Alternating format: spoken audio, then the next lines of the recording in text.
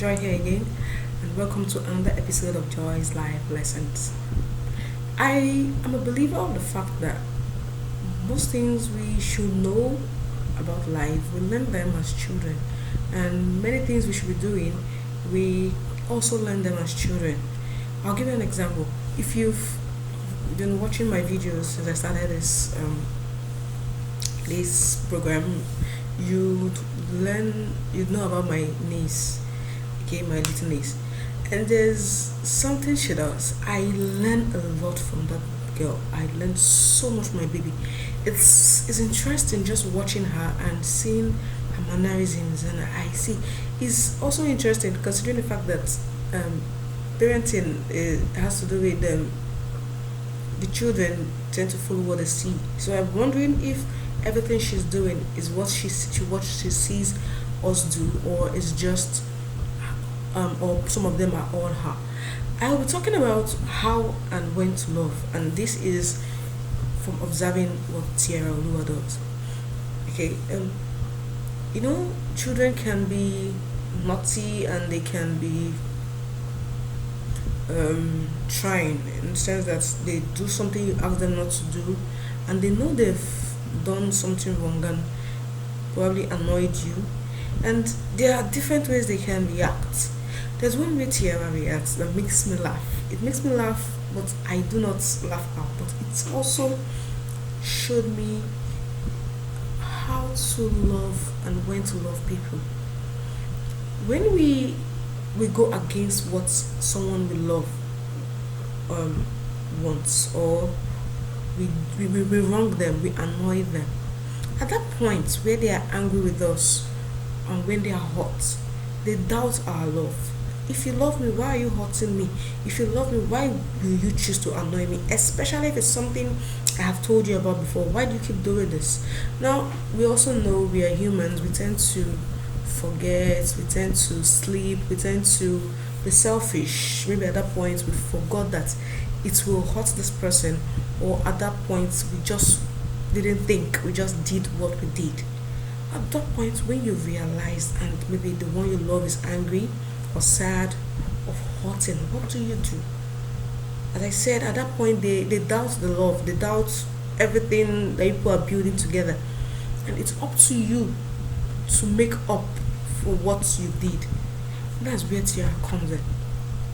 There are times she does something, maybe you ask her not to go somewhere, or maybe something you've warned her about before and she does it, and she sees you looking at her. There are three options. The three things she does is that she tells you sorry. She tells you sorry, and no matter how angry I am, or my sister, her mother is, or any other person is, when she tells you sorry, you know she's like trying to fix it. I'm sorry for what I did. And that's one way we can show love, and how we can show love. When you apologize, you are showing that it is important that the person knows that your aim was not to hurt this person.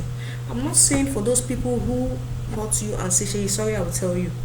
That kind of person, of course, person, it will be obvious that you're not really sorry. I'm talking about you realizing that you actually hurt this person, and the person is not happy, and you want to make it better the way you can. First thing is to apologize, and my baby will just say sorry. There's another thing she does. It makes me laugh. She will say, "How are you?" How are you is her own way of asking, "Are we fine? Are we cool?" So sometimes try to get in and know, okay, I'm sorry, but how are you? Basically, what can I do to make it better? If it's something you can fix, something you can change it. That is how, that is when to love. As I said, I will keep repeating this point until I'm done with this video. At that point where the person is hurting, the person is doubting your love for him or her. The person is not so sure if you really see them important, because why would you do this, especially when you know I do not like it, especially when you know it's going to hurt me, especially when it's not just okay, and maybe you did it unknowingly or it slipped your mind or something. You need to reassure the person. So that's why you apologize, one, and that's why you ask, "How are you?" You ask, "How are you? How? Okay, what can I do? How bad are you hurting?" How can we fix this? How can I fix this? That is wisdom. That is how you repair. You repair relationships. That's how you build the right foundation. Do not just ignore and say, I've told you sorry now, take it or leave it. Don't try that. And these things, this is one point where actions speak louder than words. If you do not consider some of this relationship really important, you tend not to care about how the person is hurting, how the person feels about an action of yours that was not necessary or right. So first you apologize. The baby does. He tells you sorry. He asks you, how are you? How are you? How are you feeling? Are you okay? Are we fine? What can I do? Now the third one is the best of them all. She gives you a hug and she tells you, I love you. It's so funny. She just basically does what, like, she hugs you and says, I love you. And because she's my baby, of course, I have no trouble to tell her I love her back. No, but I'm talking about adult relationships and friendships, and sometimes the person do not feel, they're not sure they love you at that point. They're not sure you love them. I mean, if you love me, why are you doing this? Why did you do this? So at that point, you reminding them that you actually do love them might be important. I say might because, as I said, they are doubts. They're in doubt and they are hurting. Not don't ever think their hurt is invalid or unnecessary or they're childish. It's one thing to tell the person, okay, I'm so sorry you feel this way, but I needed to do this. But never make the person feel like he or she don't have the right to get angry. It is a very wrong sense of conflict resolution. You can't solve problems like that. You cannot tell a crying child that the cry is unnecessary. You may say, okay, sorry, first of all, I'm sorry you have to cry, but this is why I did this. This is why I did that. And that's how we should resolve issues. That's how we should apologize and make up for wrongs. You and I know as adults that some actions that are tough love. That are, with love you confront. With love you have to sometimes do what you have to do, and it might cause pain. And in such situations, what the person needs is some reassurance of the fact that you do love me. That's why you apologize. I'm so sorry you felt this pain. How are you doing? How can I ease the pain? And finally, I love you. Never forget that. So this is how and when to love. When someone is hurting, the person needs to know that you understand that he or she is going through pain, and you really care about how they are doing and about their healing and about the pain going away, and you remind them that you love them.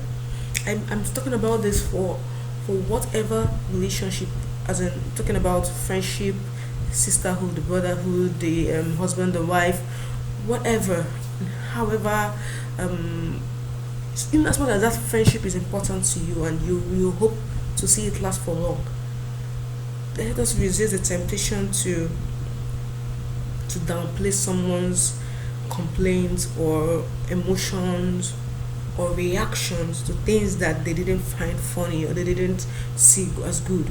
You might need to explain, yes, you might need to tell them why it was necessary. You might need to tell them you made a mistake, accept that I made a mistake, but I couldn't help it. You might need to do all that. But make sure you're coming from a place of you apologizing first. Apologies are necessary. They are the first things you do. I'm sorry. And make sure it is genuine. That brings me to the last part of this video. This video is not for people who manipulate others. If you're a manipulator, please do not use this. You'll be causing more harm than good. You do not harm someone over and again, and you come back and say you're sorry, how are you, I love you. That is abuse, and it tells that you have a mental problem. Actually, I'm not talking about such people. I'm talking about people who genuinely love somebody, and maybe they slipped, or they had to do some tough loving, or they made a mistake. The person who is hurting because of your actions at that point is doubting your love for him or her.